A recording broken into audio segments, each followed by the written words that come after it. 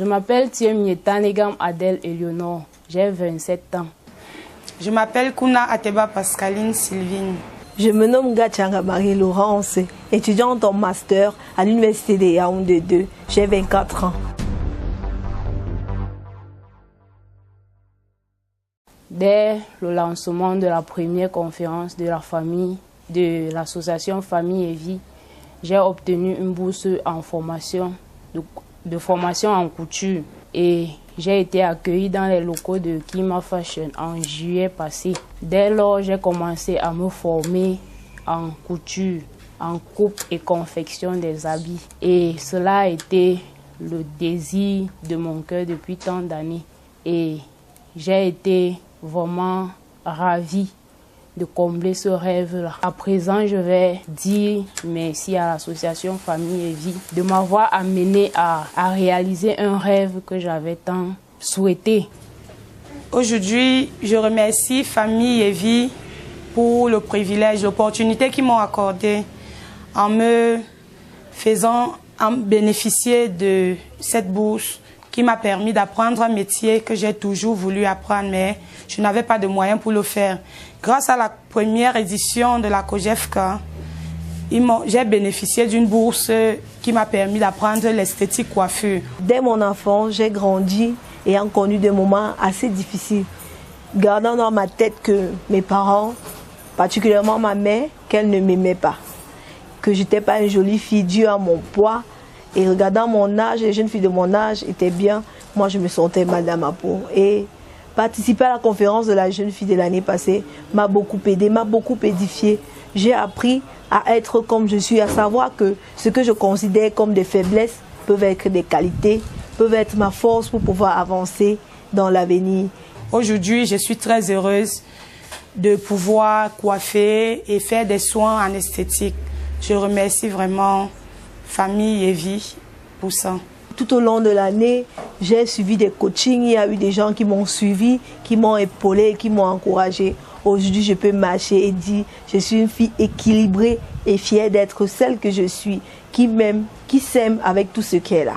Toute idée, tout projet, toute entreprise qui se veut pérenne, et quand je parle d'entreprise en tant qu'œuvre humaine, donc l'association y compris, va d'un constat, d'un problème à résoudre.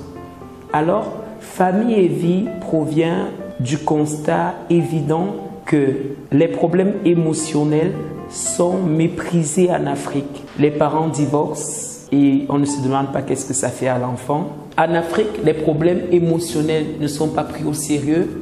Les parents se séparent, on ne se demande pas qu'est-ce que ça fait dans la vie de l'enfant. L'enfant subit des violences sexuelles, physiques, on s'arrête aux soins physiques, on résout les problèmes matériels, les problèmes pratiques. Et c'est normal, peut-être vu le contexte de pauvreté, on a déjà du mal à résoudre des problèmes physiques. Comment se préoccuper des problèmes psychologiques? Mais nous pensons qu'il faut s'en préoccuper. Parce qu'après, ces problèmes sont à l'origine de beaucoup de dérives dans nos sociétés.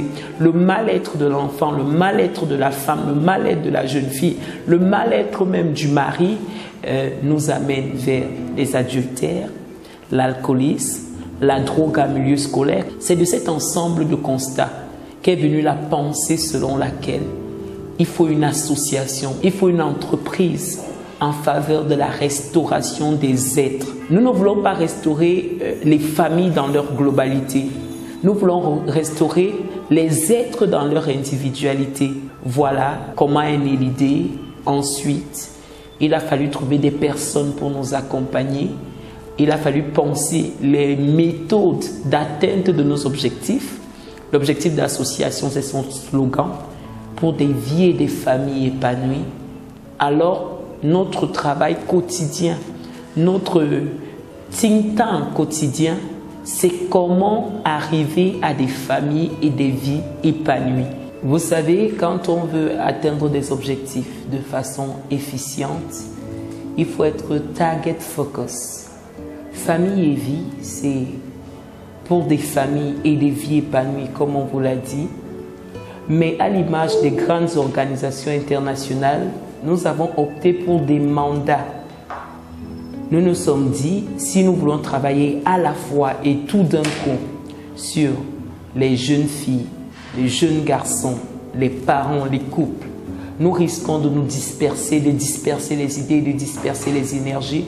Alors, nous avons pensé procéder par mandat et pour le premier mandat, dès la création de l'association, nous avons opté sur un mandat axé sur la jeune fille. Motivée par mon rêve, entre illusion, obstacle et détermination. C'est le thème de la COGEFCA 2018. En fait, nous allons dans un mouvement logique. Il était question de traiter mon mal intérieur en surmontant la crise d'identité. Il s'agit de ne pas passer à côté de ta destinée. Donc, il s'agira pendant cette conférence, pour parler comme les jeunes, de donner la niaque à une jeune fille, qu'elle se dise « je peux y arriver ». C'est pourquoi le slogan de cette année, c'est « jeune fille, je peux y arriver ».